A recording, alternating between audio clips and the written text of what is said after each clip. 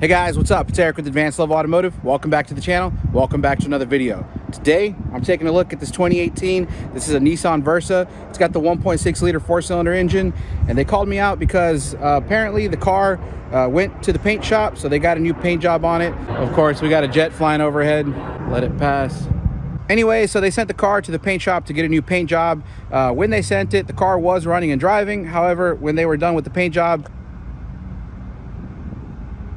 they had to send it back on a tow truck. Now, since then, I think the mechanic here did some preliminary checks. I know they pulled the battery out so they could put it on the battery charger. That's why you see I got my jump pack on here. But anyways, they wanted us to take a look at it, see what we can figure out. Actually, I might have figured out what the problem is.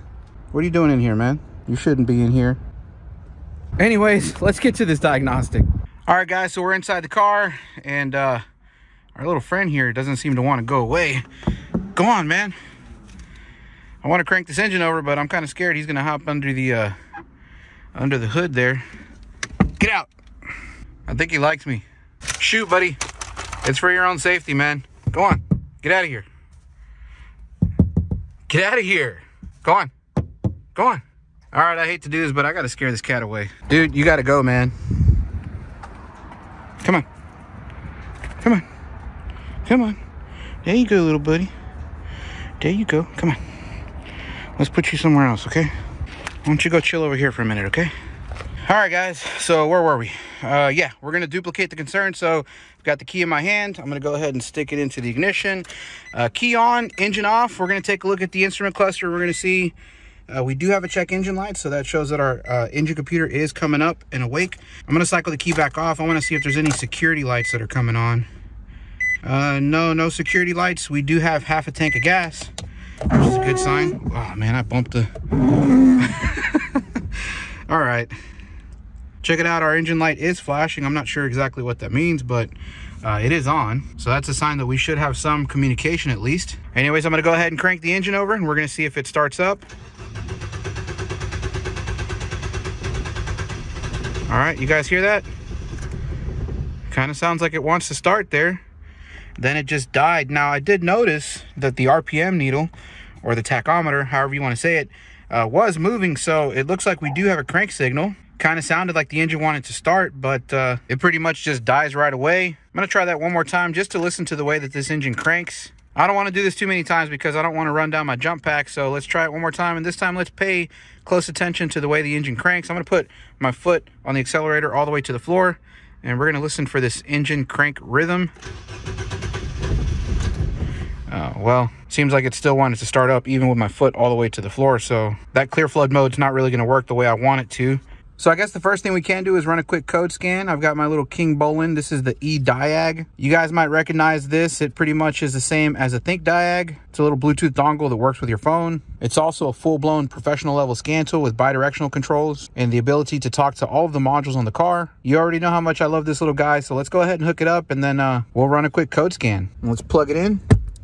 So I'm going to be using my iPhone. Here I've got the Ediag app open. Let's go ahead and go to All System Diagnostic. Let's do a quick VIN scan. We've identified our vehicle. Let's go ahead and click on Auto Search. This is a 2018 Nissan Versa. We'll confirm. And then I'm going to go ahead and run a full health report.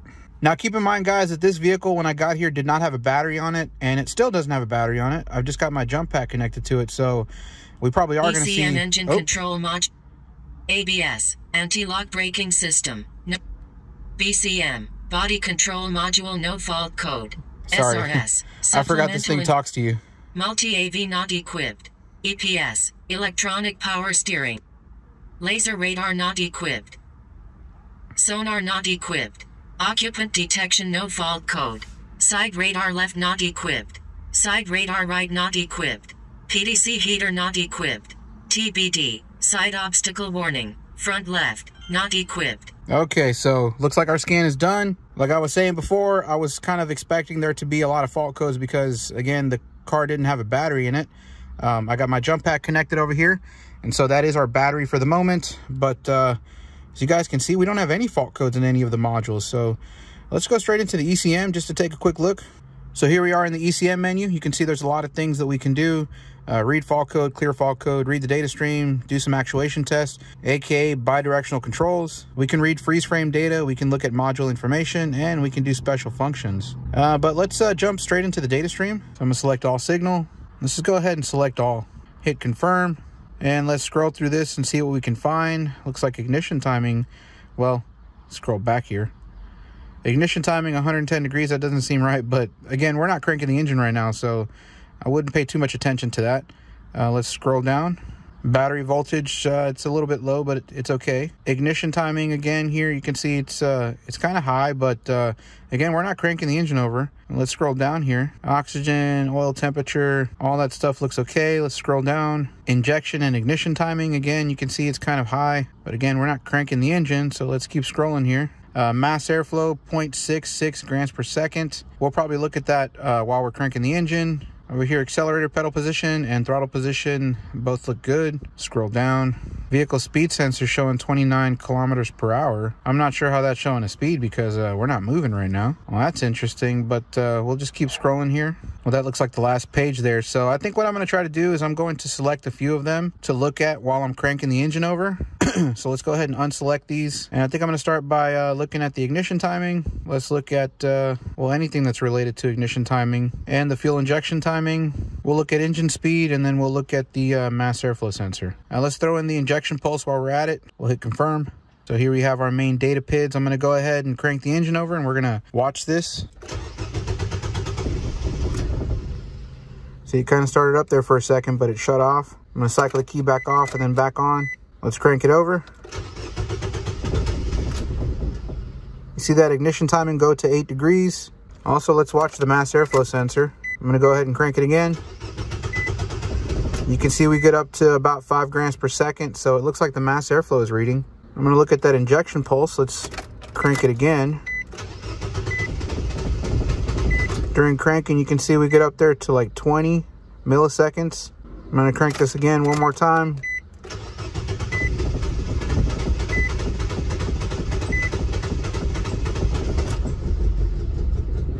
Oh, it kind of started running there for a minute. It stayed running for a few seconds and then it shut off.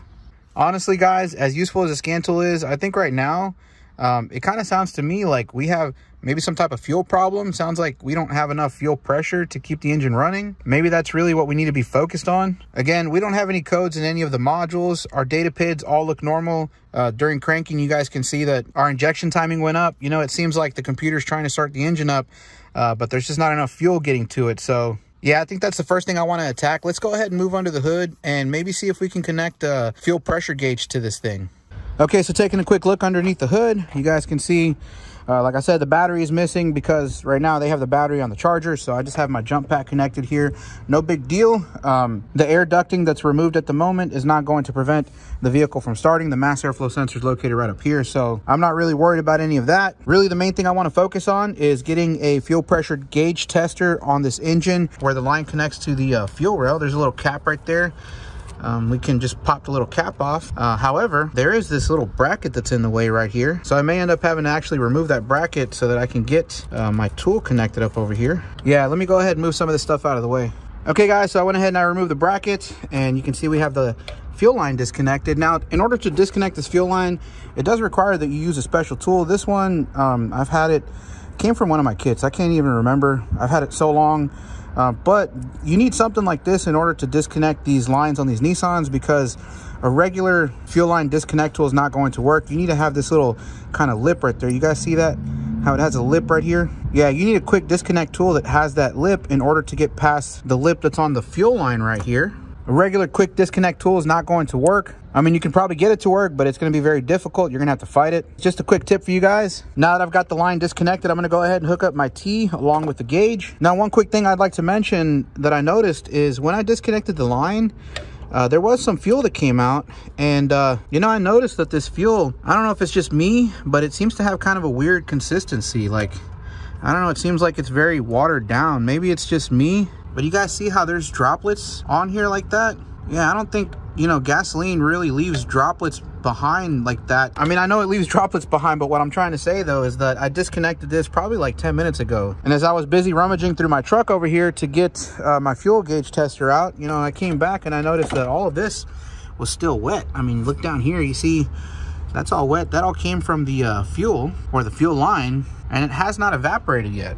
And I got this fuel on my fingers, and I don't know, just smelling it, you know, doesn't really smell as strong as it should. I don't know how well I'm describing this to you guys, but something about this gasoline just doesn't seem right to me. I'm probably gonna end up pulling a sample of this fuel, but right now let's go ahead and hook up the gauge and then we'll check the pressure. All right, so I've got my gauge connected. You can see I have it up here on the dash or on the cowl. And so I'm gonna go ahead and crank it over and we're gonna see if we get any pressure. So let me zoom in on that, give you guys a clear view. So let's go ahead and prime it first. You guys can see that during the prime, we hit, I can't really see it. Let me move the gauge a little bit. Okay, so during that first prime, we hit about 30 or 29. Let's go for a second prime, key off, and then key back on. Well, it didn't really prime there. Let's go ahead and crank it. Oh, you guys see how that pressure shot up? Got close to about 60 PSI, and now it's settling at about 50. So I'm gonna turn the key off, and I'm gonna turn it back on, and we're gonna try to crank it again. You guys can hear it sounds like the engine wants to start, but it just dies right away. And it looks like we have good sufficient pressure. Yeah, take a look at where the gauge is settling. We're settling somewhere around 50 PSI at resting pressure. So that looks good. Let's see if we can get a fuel sample. All right, so I just came back to my truck to get my tripod for my camera. And this guy's back, man. Look, dude, you gotta get out, man, okay? Can't be in my truck, dude. My other cats won't like it. All right, let me get my tripod. Make sure you guard my stuff, man. All right, so it looks like we got another helper over here. Buddy, you got to get out of here, man. Come on. All right, so what I got here is an empty water bottle. I mean, it's got some droplets on it, but I'm not too concerned with that. I'm going to go ahead and take my gauge. It's got a little pressure relief valve right here that we're going to stick in here, and we're just going to release it into the bottle. Ugh, that does not look right. Is that stained from my from the fitting on my gauge, or is this just the way it looks? Look how cloudy that is. That stuff looks nasty. Can you guys see that? Yeah, something about that fuel does not look right. Let me pull another sample because, you know, I'm worried that maybe this here is what's causing the discoloration. So let me pull another sample. All right, guys, so what I decided to do was just go ahead and take my bottle and put it directly to the line coming from the fuel tank. That way we know we get a good clean sample. I'm just gonna run inside the vehicle and I'm going to turn the key to the on position, prime it, and then we're gonna get a clean fuel sample directly from this line. All right, so as you guys can see, we did get a little bit of fuel there from the prime. Let me go ahead and crank it over. I want to try to get a bigger sample. Okay, let me get a little bit more. Okay, that should be enough. Man, I can already see this stuff looks nasty. Let's take a better look at it. Yeah, take a look at that, guys. This is what's coming out of the fuel tank. I mean, I'm no expert in petroleum, but typically it doesn't look like this. Usually it's got a more clear or see-through, you know, consistency. Let me try to get a better view in the light. Yeah, guys, take a look at that. This stuff is nasty. Look at the layer that's sitting at the top. Yeah, this layer of crap up here on top is not good. I don't know if they just put bad fuel in this thing or if somebody tried to sabotage someone and maybe put something in the fuel tank.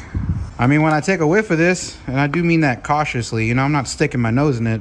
What I'm trying to tell you though is that it doesn't really smell like gasoline should smell. You know, gasoline should smell pretty strong, but this stuff smells pretty weak.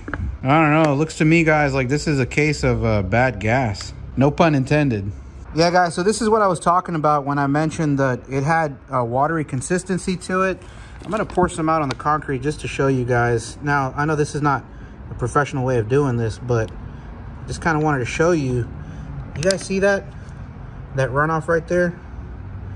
That's water. You see how the water's separating from the gasoline? Yeah, that's what's happening here. The water is binding with the alcohol and it's separating from the rest of the fuel. All right, so I know somebody on the internet is gonna murder me for doing this. And before I do this, I in no way am saying that this is okay to do. In fact, you shouldn't do anything that I do on my channel. This is only for demonstration purposes only, maybe for a little bit of entertainment, but definitely we're doing this for science. So I'm just gonna take a little bit of this fuel sample and I'm gonna pour it on the concrete here. Now, I will tell you that we are in a well-ventilated area and there's nothing around me that can catch fire. Now take a look at this, guys. You can see how the water is separating from the fuel. And what I'm gonna do is I'm just gonna ignite it real quick and take a look here. Let me step back a little bit. All right, so you see how that caught flame? So yeah, the gasoline definitely ignites, but pay attention to what happens once the flame dies. So watch this closely.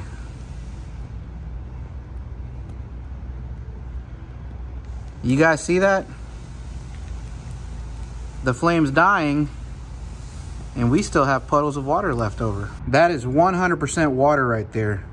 Well, it will be once the flame is gone. Looks like the flame's dying now, and it's gone. So what we're left with here, guys, is 100% water. If this was pure gasoline, this would have already evaporated.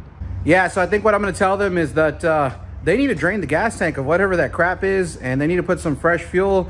They might need to end up like flushing the lines completely to make sure to get all of that crud out of there. Might also help to maybe clean the injectors, run like a flush through the injectors to get them nice and clean. That stuff looked pretty nasty, you know, so hopefully it didn't damage any components in the fuel system. Like I said, I'm gonna tell them to clean out the fuel system, put some fresh gas in it, see if it starts, and then hopefully I can give you guys a shot of the vehicle when it's running.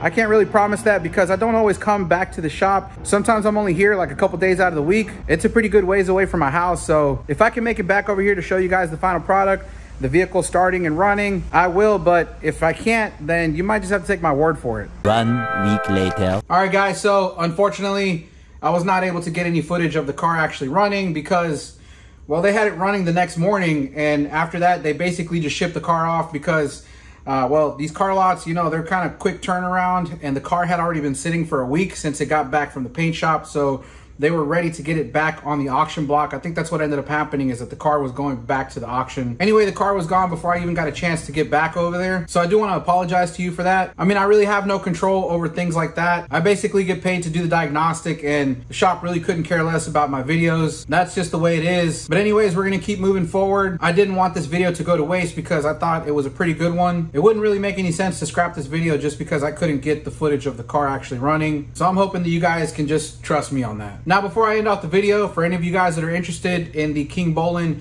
Ediag, the company is running a special on this through November the 27th on their Amazon listing. You can find the information in the description below. Check it out. It's definitely an awesome tool. Great for any DIYer and even some of you professional techs. Now, I'm not going to sit here and tell you that this tool will do everything that my professional level scan tool does, but for the price, it's a really good tool to have. So anyways, guys, thank you for watching the video. I hope you found it useful, informational, educational, entertaining. If you did, make sure to give it a thumbs up. If you haven't done so already, make sure you subscribe to the channel, hit that notification bell, and I'll see you guys in the next one.